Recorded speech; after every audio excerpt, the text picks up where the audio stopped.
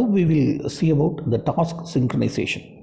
So what is actually the task synchronization? Suppose there are two tasks that are running concurrently, then there may be a sequence. Only after certain part of the task one is completed, my task 2 should be started.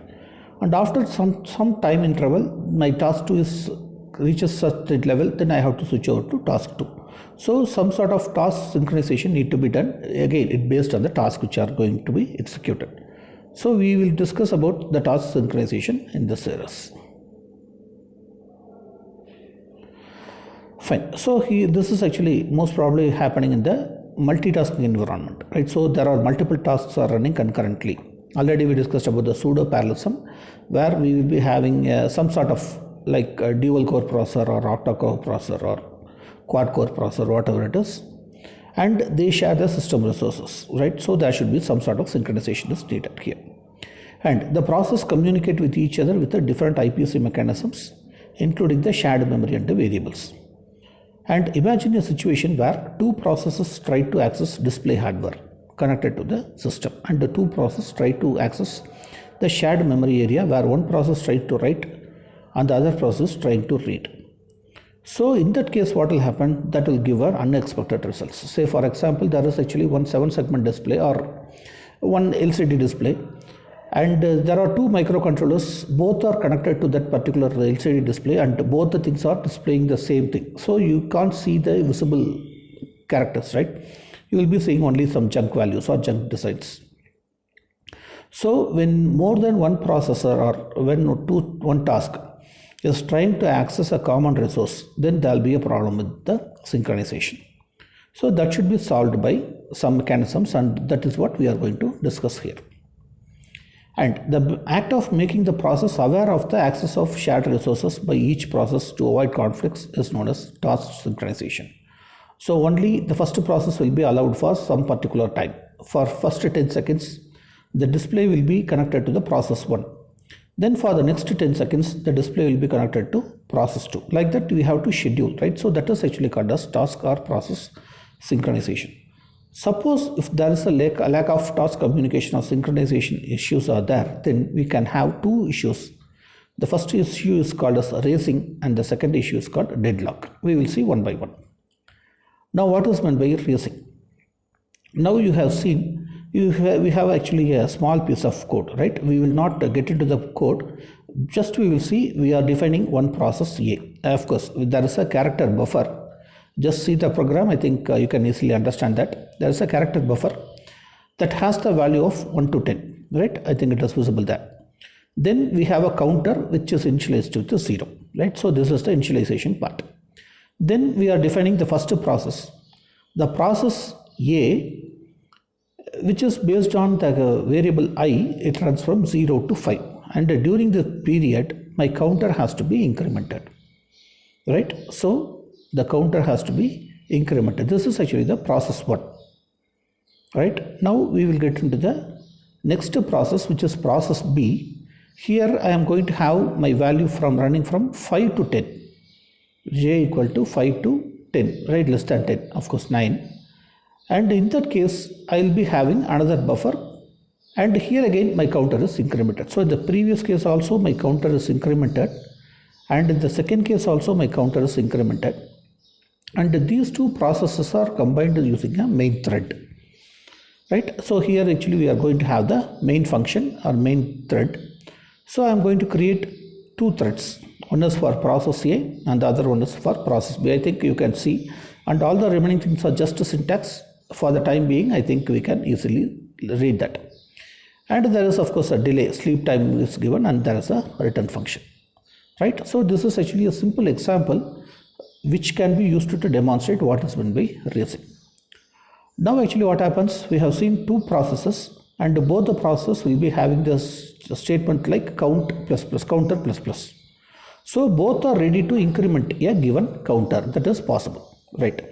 Now when we see the assembly level equivalent of this particular program, right, because both the things are simple counters, and we can see the common program will be something like this, like the move EAX. I think again this is not needed. We will just see it's a counter program only, right? But here actually what happens, both my process A and process B will be having the same programs, right? When we see the assembly level language equivalent of the program that is written there, we will be seeing almost same, because I think you can just see here. So here again in the process A, you are going to have a counter plus plus, and here again in process B, you are going to have a counter plus plus. So every time the counter gets incremented, that is actually the case. So my process A and process B will be having similar code, right?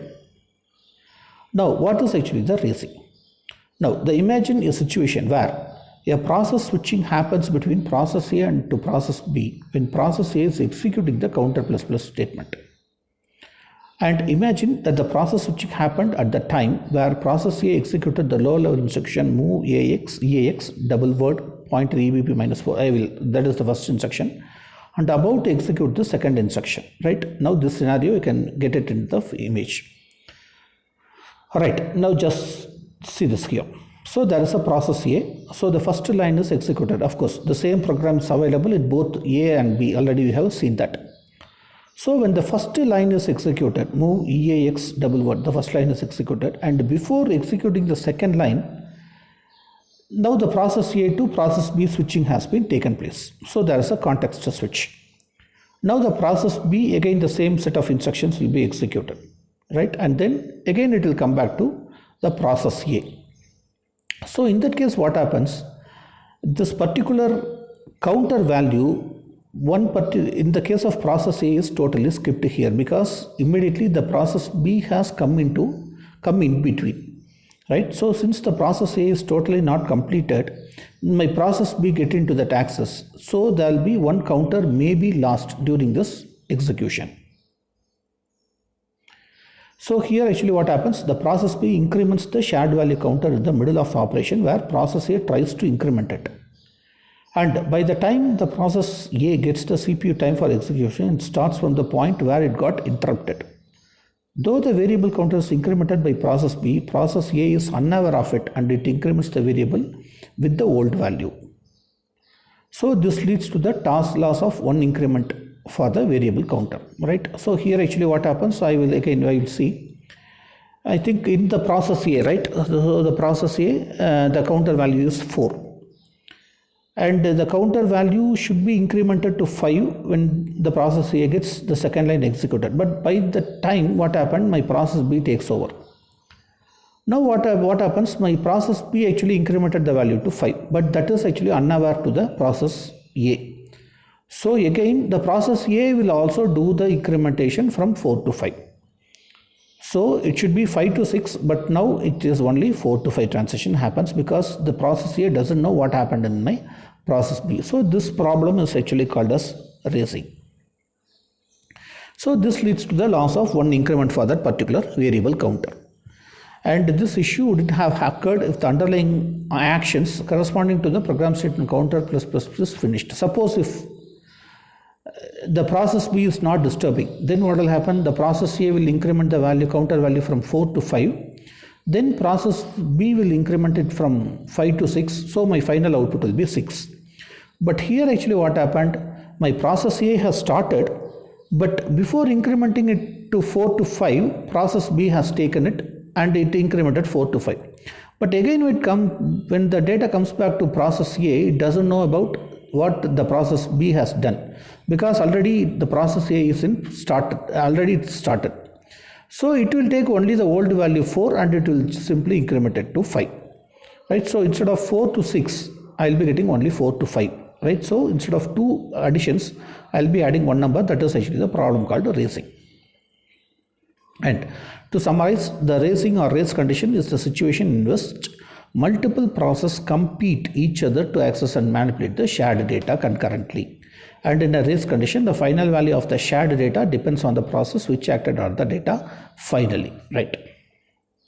And the next problem is called deadlock. Again, the deadlock, I think you should be knowing it. So I think there is a traffic jam, right? So you can see there are 4 roads and 4 cars have come there. And every car is blocking the route of the other car, right? So this is actually the problem. We call it as a deadlock. And in its simplest form, deadlock is the condition in which a process is waiting for a resource held by another process, which is waiting for a resource held by the first process, right? So there is two processes, one resource need to be taken from the other process. And the process A holds the resource X and it wants the resource Y held by the process B. And the process B is holding the resource Y and it wants X from the other process. So both the things holding one value and needs to get the other value, which is again interrelated to them. So they will get into a deadlock. And the result of this competition is actually called as a deadlock. And none of the competing process will be able to complete its task because everything is locked. See, this is actually the status. Now the process A holds the value of X and waits for process B. And the process B holds the value of Y and waits for process A's output. So both the things cannot be done. So this is actually called as the deadlock. Now, when a deadlock can happen, right? So the first thing is called mutual exclusion. So the criteria that only one process can hold a resource at a time. And the meaning, process should access shared resources with mutual exclusion. Because since one data is being returned, right? So other process cannot access it. Simply it holds the value. One process A holds the value. Since the process B cannot access it, again it waits. In a similar way, process A needs some value which is held by the process B. Again it cannot do it. Right? So in that case, if each and every process is held by one particular process, a resource held by one particular process, then there will be a problem called mutual exclusion. That is one possibility of making a deadlock. Then holding and waiting, right? Again the same thing, right? So one process holds the shared resource by occurring the lock and then waiting for additional resource by another process. So without releasing the resource under my control, I am expecting another process to give the control to me. That is actually not possible. So that is actually called as hold and wait. Then the no resource preemption. Sometimes if the process can be stopped in between and the control can be given to another process, this might not have happened. But here what happened, the resource preemption is not possible. So here the criteria that operating system cannot take back the resources that is from the previous process and currently holding it. And the resource will be released voluntarily by the process holding it. So it has to be released by the process which is holding it. Unless or otherwise the other process cannot access the resource. That is actually the third condition. And the fourth condition is actually the circular wait. So a process is waiting for a resource which is currently held by another process, which in turn waiting for a resource held by the first process. So this needs data from the second process needs data from the first process.